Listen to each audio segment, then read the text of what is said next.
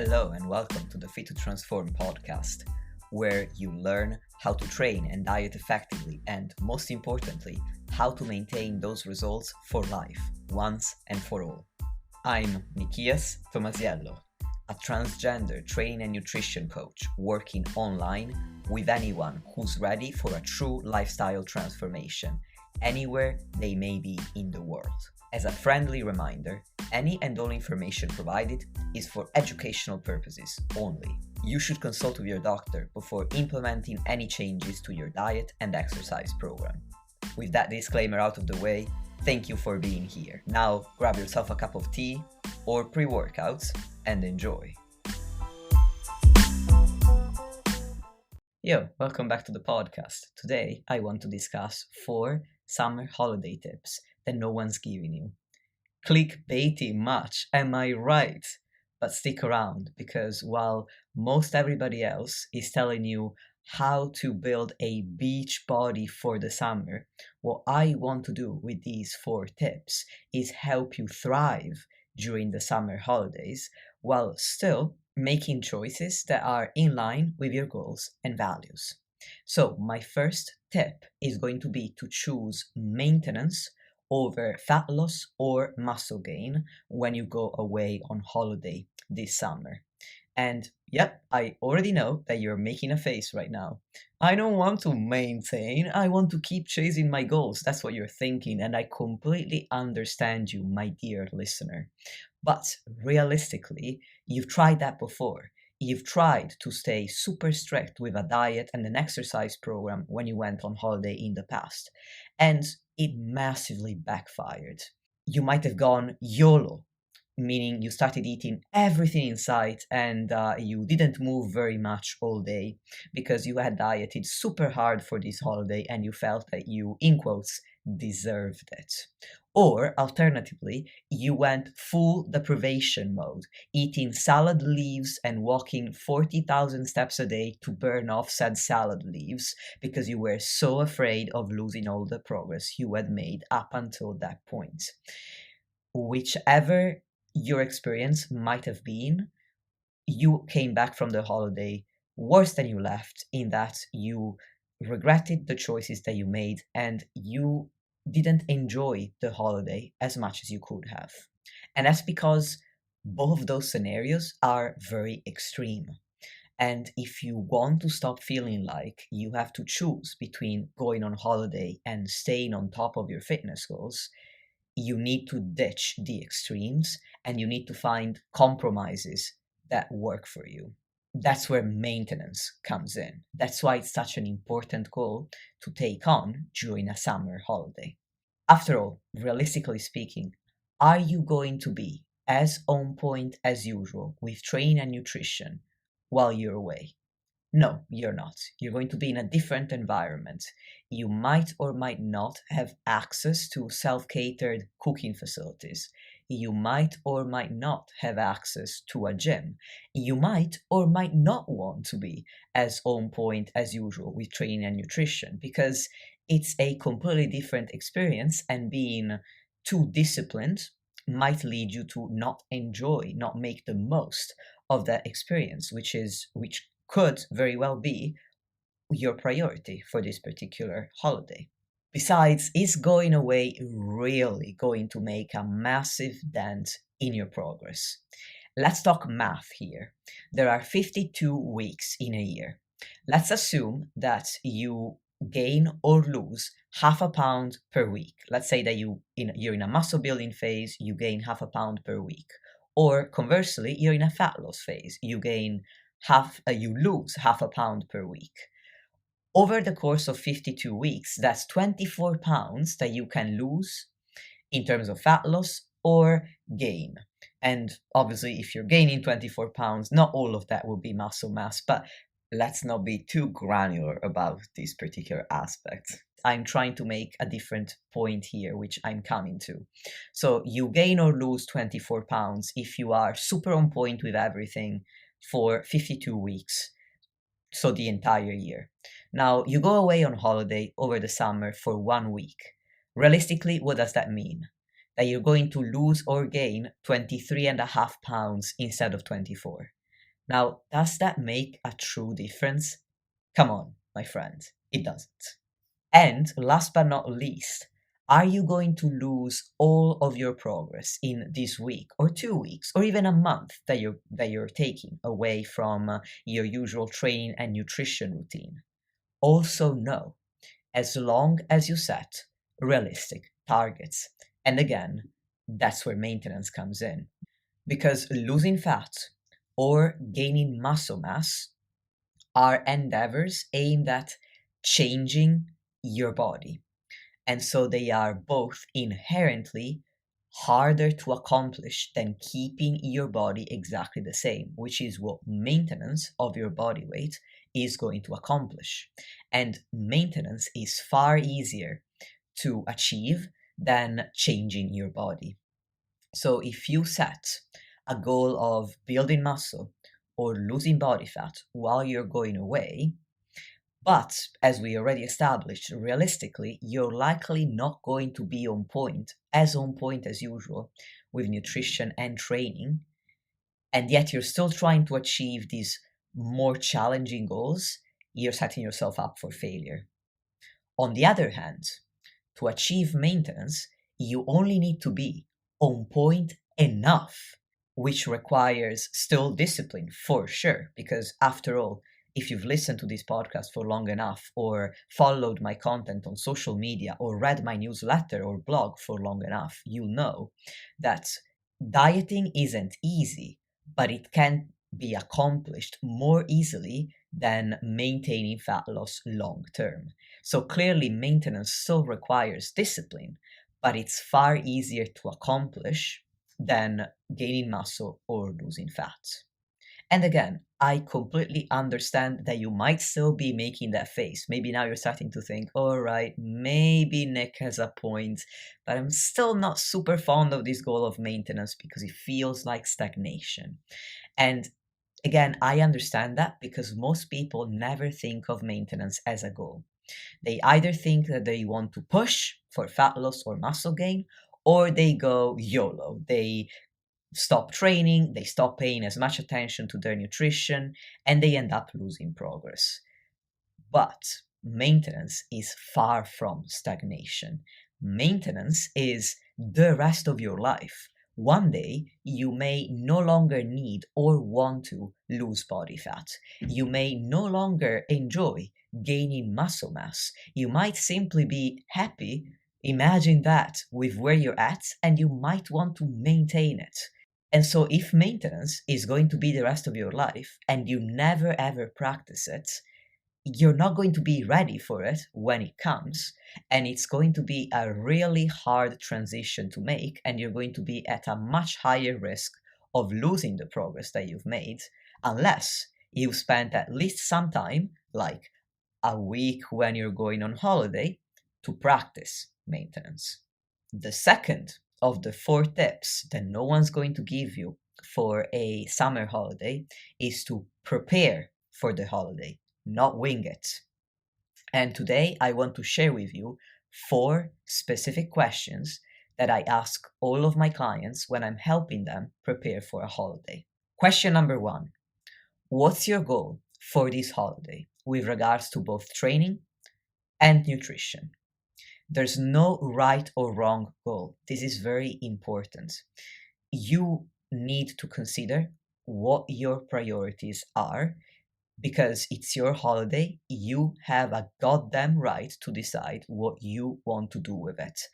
I would never tell a client that if their goal is to not train as they normally do and eat at maintenance without tracking their calories, that those are not good enough goals. There are no good enough goals. There are goals that you are going to be satisfied with and that you are going to be excited to pursue, and goals that you're not going to be satisfied with or excited to pursue.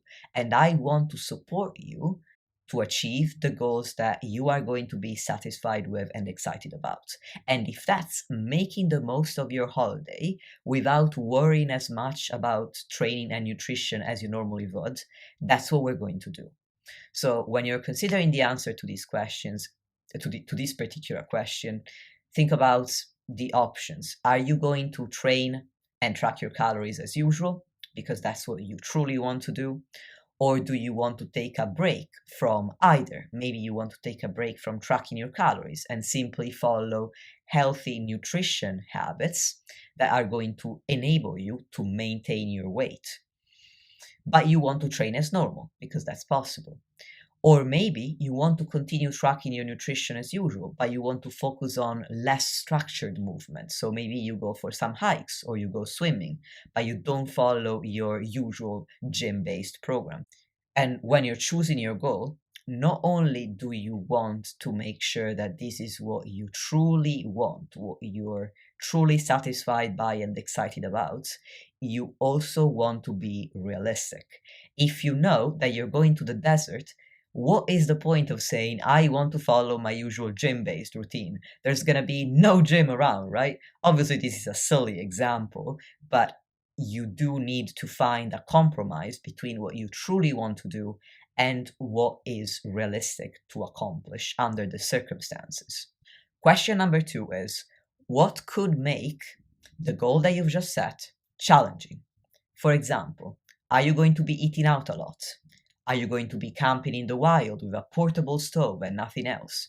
Are you going to be staying someplace with no gym access? You need to take into account your circumstances, and ideally you would write down your goal and your challenges as well.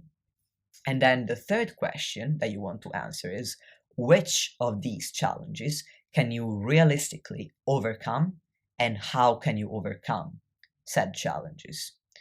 Some simple examples are, I encourage all of my clients to take protein powder away with them on holiday because it's not liquid, so you can take it with you on a flight. You can pack it away. You can pack a scoop of protein powder in a food bag and bring a number of food bags with you. So they're all small, they fit easily pretty much anywhere, so you don't have to bring a huge bag or a huge tub of protein powder. There are also some small containers for food that you can purchase on Amazon. They are very, very tiny. I'm not talking about the Tupperware containers for actual meals. I'm talking about tiny containers that where you could only put maybe a few pills if you're on medication. Those sorts of container where you can put your protein powder if you don't want to waste a lot of food bags. Anyway, protein powder is easy to take with you. It's macro and calorie friendly, and it helps you top up your protein. And as for exercise, if you don't have access to a gym and you do want to do some form of resistance training, you can bring a set of resistance bands with you. They are very light. Again, they don't take up too much space. And if you have a coach, you can ask them to write you a body weight and resistance band based program for while you're away. That's usually what I offer to my clients. If they do want to train, but they're not going to go to a gym, then that's what I would write for them. And finally, the last question you want to ask yourself is, with regards to those challenges that you listed that you cannot realistically overcome, how can you still do your best to make choices that are in line with your goals? Again, you're not going to be as on point as usual, but you can make compromises to still make the best choices possible under the circumstances. For example, let's say that you're eating out all the time. You can still choose to prioritize vegetables and lean protein at every meal. You can ask for condiments and dressings on the side, so you can choose whether to have them at all and how much to have. And you can limit higher calorie foods to one extra per day, like a piece of cake or a cup of ice cream. And you can also choose to have these high calorie extras only when they're really special and not just because the food is there. And by making all of these choices, yes, you're not going to be as disciplined, as strict as when you're trying to lose fat or build muscle. But you don't need to be that disciplined when you're trying to maintain your current results. As for exercise, even if you can't lift weights as usual, You can still aim for a certain step target, and you can move your body in other ways. As I said, you can go kayaking, you can go skiing, you can go do whatever it is that you've got available to you that's a new, exciting, different experience that still gets you to get some movement in during the day. Now, to tie all these answers that you gave to these 4 questions together and give you a practical example of how to make a plan. This is the plan that I made for a holiday to Greece that I went on last week as a birthday present. I stayed there for 5 days and I sat down a couple of weeks before I was going to leave and I wrote my own plan. I decided that my goal with nutrition would be to track calories and hit my daily calorie and protein targets as usual. So to facilitate this, I packed a bag of protein powder because it didn't take up too much space in my case, and I packed my food scale. And then I booked an Airbnb that had a full kitchen so that I would be able to make my own meals. On the other hand, with training, I decided to prioritize sightseeing over training regularly as I would normally would, because I was only going to be there for 5 days and I was going to Athens. Now, if you don't know, I actually studied classics for 5 years. I learned to read, write, and translate ancient Greek and Latin, but I had never been to Athens before, and I was really excited to immerse myself in such a huge part of my academic career. I really love the ancient Greek world. So I didn't want to spend time going to a gym. And that's why I decided, okay, I know that I'm going to be doing a lot of walking and I don't want to have to worry about the gym as well. So at the moment, my program includes 3 days per week. I haven't said this on the podcast before, but I'm actually working with a new coach who's really taking a holistic approach to solve some persisting health issues I've been dealing for nearly a year. But that's a podcast for another time. The point being, we're trying to reduce fatigue at the moment and limit stress. So I'm lifting 3 days per week, whereas in the past I'd lifted 4 or 5. So with 3 days per week, that's 6 workouts spread out over 2 weeks.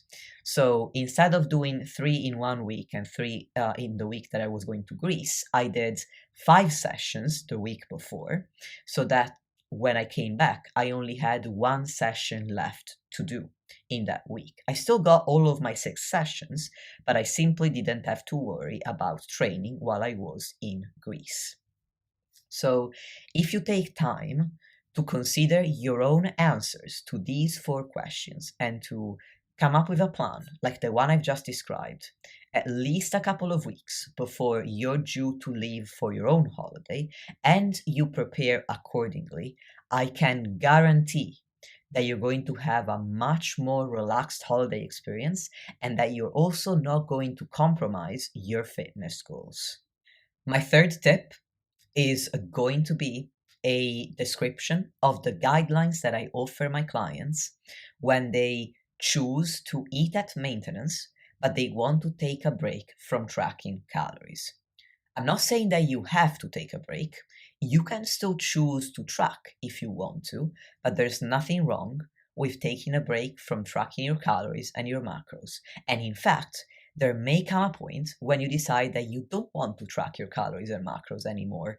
And if you've been using calorie tracking exclusively to stay on top of your nutrition, essentially you've been using it as a crutch. You've never truly learned what you would ideally want to learn from tracking your calories. When I teach my clients calorie tracking, I don't do so to replace healthy habits. It's to help them create healthy habits while understanding more about the nutritional value of the food that they're eating, both in terms of calories and macronutrients. But once they've learned that aspect, I also coach them through how to be able to take time away from tracking and still maintain the exact same habits. So still be able to control your calories and your macros, even if you're not necessarily logging them on an app. So taking some time away from tracking is going to be good practice for the rest of your life. And that's why I want to give you the guidelines that I normally offer all of my clients, because I also understand that if you've become confident with tracking your calories and tracking your macros and you've been seeing good results with this tool, it can feel really scary to not track because you still remember a time when you weren't tracking. And what was happening at that time was that you were maybe overeating or maybe excessively undereating. Either way, you weren't taking care of yourself as you feel that you're doing now. But the point I want to make is that at that time, you hadn't built the habits that calorie tracking has enabled you to build now. Even without calorie tracking, you are going to be able to maintain those habits. And calorie tracking has also helped you build discipline around nutrition.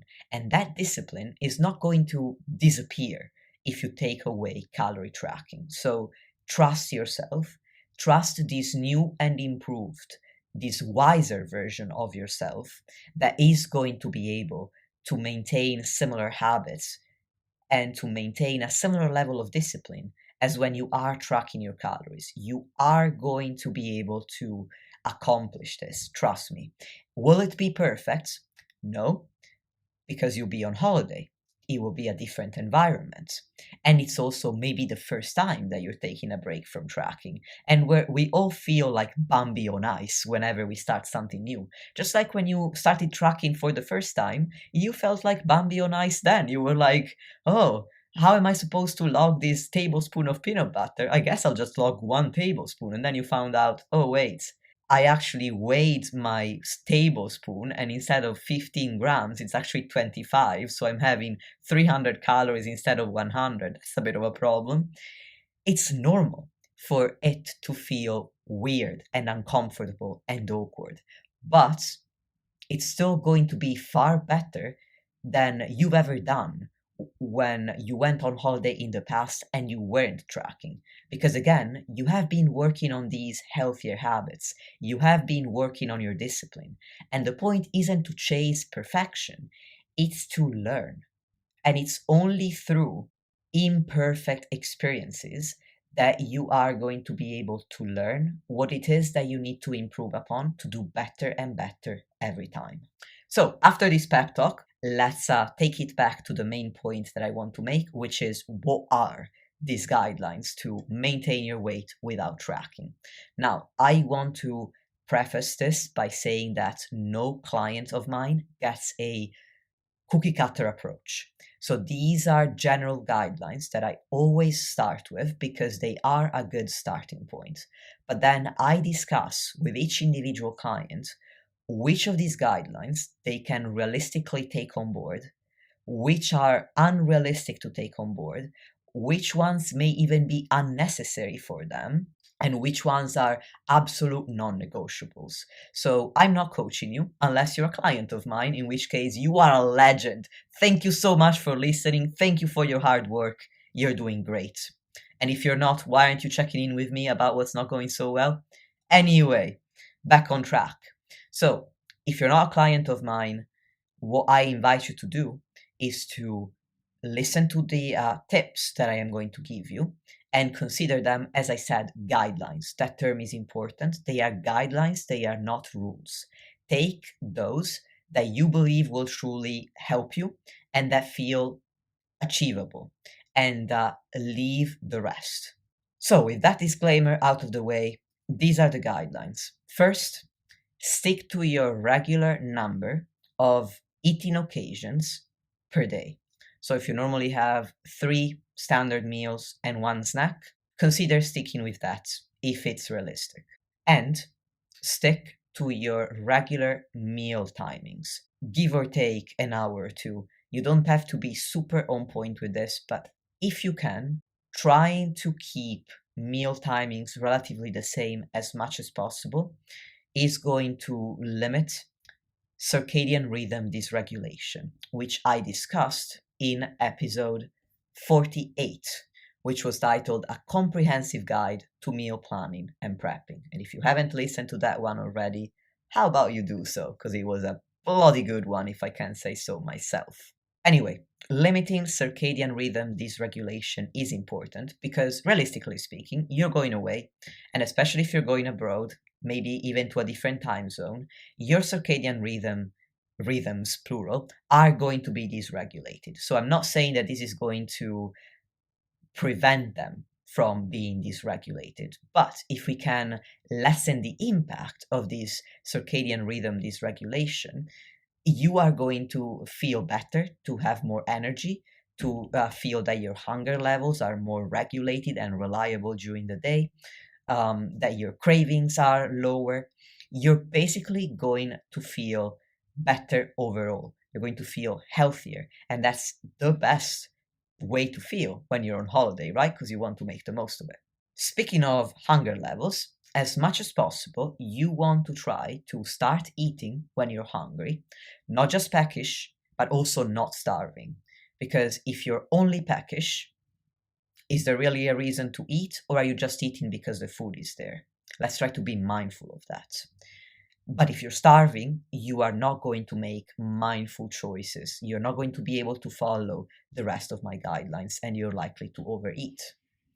With regards to when to stop eating, you want to eat slowly. You want to take at least 15 to 20 minutes for a meal, because the body needs that length of time to send a signal to the brain that you're full, so that then the brain signals that you can stop eating. And the way I describe when you want to stop eating, or how you want to feel when it's time to stop eating, is 80% full, meaning you're satisfied enough to move on with the day, you have enough energy to tide you over until your next meal or snack. But if somebody pointed a gun at your head, or put a gun to your head and said, "Eat this extra piece of whatever," you could fit it in. You simply choose not to because you're already satisfied enough. As for the composition of each meal and snack, when you're eating a main meal, that's what you would call breakfast, lunch, and dinner, you want to have one plate per meal, so you don't go for seconds.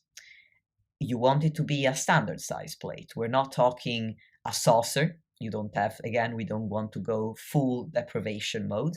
But it also doesn't have to be a food tray. So we don't want to go YOLO either. One standard sized plate filled with vegetables and protein as the main event, so to speak.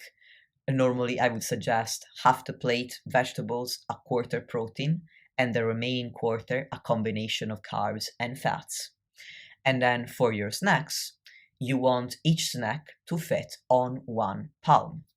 And finally, you can add an extra, which I referenced earlier, which is a higher calorie meal or snack per day, whenever it's a true palate experience. So again, you want to be mindful. You don't just want to eat the food because it's there. You want to choose something that you wouldn't normally have at home, something that you really like, something that feels truly special. It could be a drink, like a cocktail that you've never had. It could be food. So it could be a slice of cake or a pizza. And if your extra is an entire meal, as I said, the pizza could be a good example, then maybe you choose for the rest of the day not to have any snacks and to have the other two standard meals as per usual. Or if it's a relatively smaller extra, like a cup of ice cream, for example, which isn't as high in calories as a whole pizza, then it could simply replace one of the snacks. And then the other snacks that you're going to have are going to be nutrient dense, like fruit or vegetables. Once again, these are guidelines. They are not set in stone, they're not rules, and they are aimed at not only making sure that you don't overeat, because it's very common for the majority of people to worry about overeating on holiday, but you also need to be mindful of eating enough. And that's why I said you want to take on the aspects of these guidelines that work for your own circumstances, and leave other aspects that don't work, or slightly bend the guidelines that I've given you to better suit your situation. For example, as I've just said, recommended half a plate full of vegetables, a quarter protein, and the remainder a combination of carbs and fats. Now, this is taking into account an extra on that day. As I said, for example, the pizza. But let's say that you're not having this extra and that you're already snacking on an apple and a banana, and you've got your two snacks per day sorted. Then you might want to have a quarter of the plate full of vegetables, and maybe a quarter to half full of protein, and a quarter to half full of carbs and fats. So you get a bit more calories with your main meals, because you're not really expending those calories anywhere else. And you need to be especially mindful of not under eating if you are going to be more active than usual. And actually, if you have specific activities planned, like kayaking for hours on end or hiking for hours on end, I would have much more specific guidelines on how to eat and what to eat across the day. But that's a whole other podcast. So these guidelines apply to a much less active holiday. Going kayaking every day, going hiking every day, those are very, very active holidays. What I'm recommending here mainly applies to holidays where, yes, maybe you have a higher step count than usual because you're going sightseeing, but we're not talking about very heavy, high intensive physical activity for 4 to 6+ hours every day. I want that to be very clear, because when you are going on some very active vacations, you need to take into account a lot of factors. For example, the speed of digestion. So you need to think about how often to eat, which choices to make to keep digestion smooth so that it doesn't weigh you down, and how many calories to eat at each individual meal. You also need to take into account the specific conditions, so the weather, the temperature, um, and therefore your hydration status, how many fluids you'll need to take with you and what kind of fluids. There are a lot of considerations that I make when a client of mine tells me that they're going on a very active holiday. So once again, these guidelines would not apply to that. You would need much more specialized and tailored advice. The fourth and last tip that I'm going to give you in this podcast episode is going to be, surprise, surprise, about your mindset. My suggestion is, if you're going to diet before your summer holiday, I'm not saying it's right or wrong, it's your decision. You might have your reasons. Some of my clients diet for a holiday. There's nothing necessarily wrong with it, but make sure that you do so with the right mindset, which is think of your diet as part of your overall physique development process. It's a stage in that process. It's not the one diet that you're going to do because that holiday is so important. This is why summer shreds challenges, so to speak, don't work for everyone. And I'm referring to those challenges that start maybe around April or May. They last 4, 6, 8, maybe 12 weeks, and they promise that you are going to lose a certain amount of fat, and they encourage you to do so for a special holiday or to get a beach lean physique for the summer. The reason why they don't work for everyone is that they imply that you can get this beach lean physique with a few weeks of extreme exercising and extreme dieting, which isn't true. No one builds a great physique in a few months. It takes years of dedication to build enough muscle mass to be able to look lean and muscular when you lose body fat.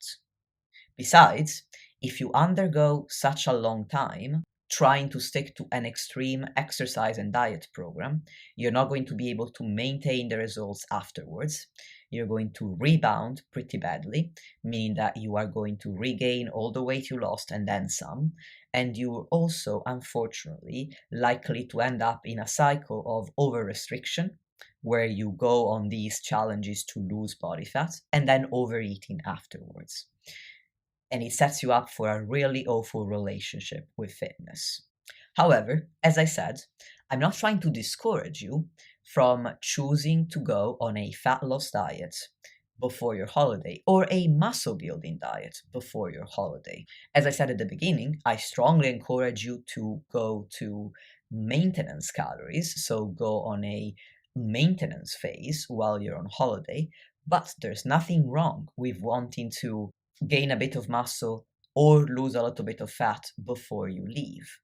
However, it's only going to work for you if you understand that this is only a phase in a cycle of fat loss phases, maintenance phases, and muscle building phases that's going to last several years in order for you to get to the physique that you aspire to. And if this is the very first attempt you make at a diet to either gain muscle or lose fat, it's only going to work for you if you use it as your springboard. So it's an initial diet. You have an end date, which is the date you're going to go away on holiday. So you've got some motivation built into the diet because you have this time-bound goal, in which case, yes, it can certainly be a successful phase. But remember, the most important point to take away from this final tip is that it's not the diet that you'll do and then you'll be set for life. That ain't gonna happen unless you've already spent 5, 10, 15 years working to build your physique. You're not going to build your physique in these few weeks before your summer holiday. What if you do want to diet for the summer? Let's say you want to lose body fat before your summer holiday. Then I strongly suggest that you check out my No Quit Kit series. If you only want to listen to the podcast, then the No Quit Kit series comprises episodes 1 through to 4. So the very first 4 episodes of this podcast, which I released back in July of 2022. Man, time flies. My next solo episode is going to be episode 52nd, the 52nd episode in the podcast, so episode 52, meaning it will be a full year of podcasting regularly every single week, which is crazy. Anyway, if you only want to listen to podcast episodes, you can do so.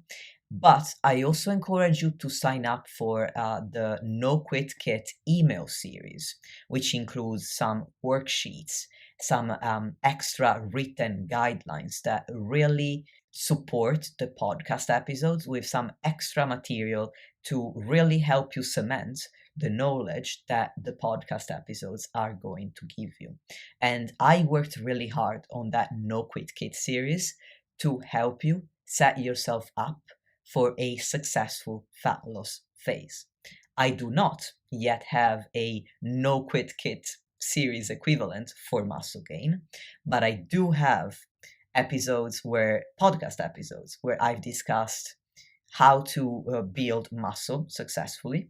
One of them is episode 13 with Steve Hall, Fundamental Principles for Massing.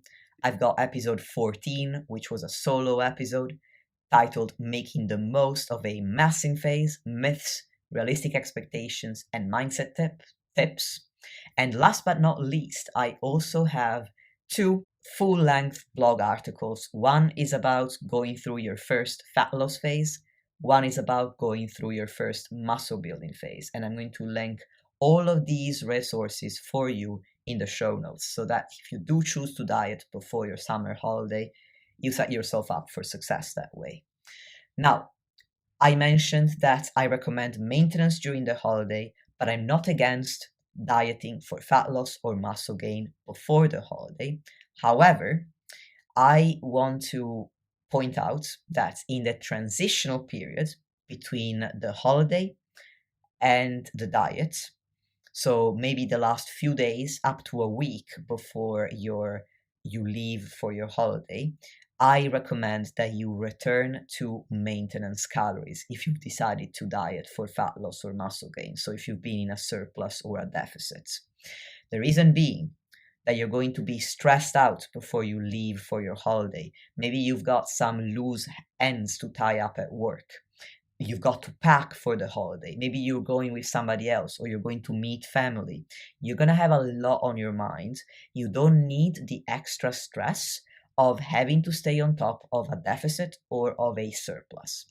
Another reason is that if you practice maintenance while you're still at home in a familiar environment, you are going to feel a lot more confident about tackling maintenance when you go away, instead of throwing yourself into the deep end and trying to go to maintenance without having practiced even a single day of it when you were still at home.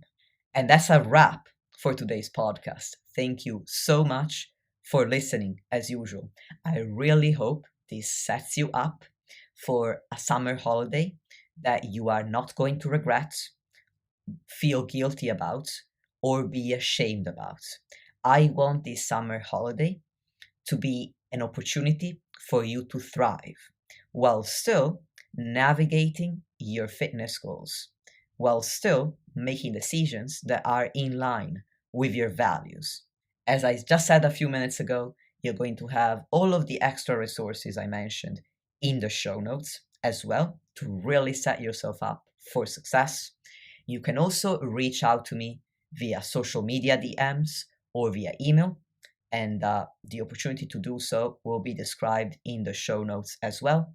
And if you want to work with me, the application form is once more in the show notes.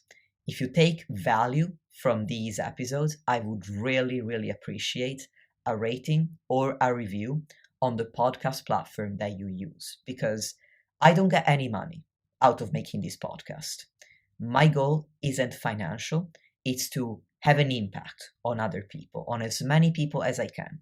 And you can play a huge role in helping me out there, because with every rating, with every review, the algorithm is going to push my podcast to more and more people, thus increasing the size of the impact that I can make. So if you can take that time, I would be truly, truly appreciative of that. And with that said, thanks again for listening, and until next time.